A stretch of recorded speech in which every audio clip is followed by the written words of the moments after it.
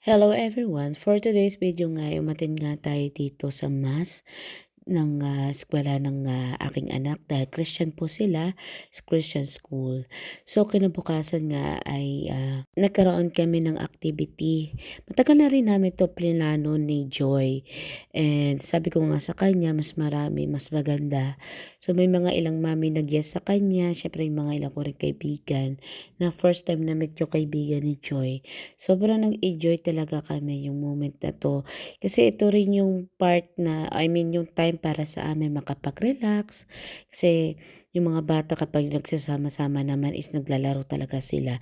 So hindi namin masyadong iniintindi unlike kapag nasa bahay, 'di ba? So 'yan, yung mga pagkain nakita ninyo sa mesa ay kanya-kanya po kami. Kanya-kanya po kami nadala kaya marami po talaga siya.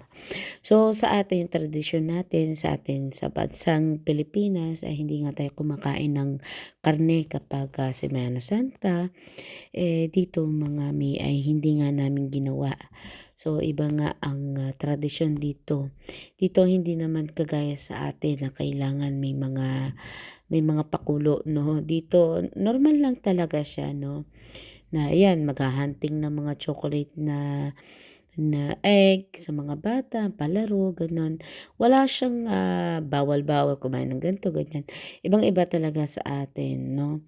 Simpleng selebrasyon lang at pagkikita, na nakasanayan na rin namin, na na-adapt na rin namin kung paano yung mga Dutch ay celebrate ang Pasen.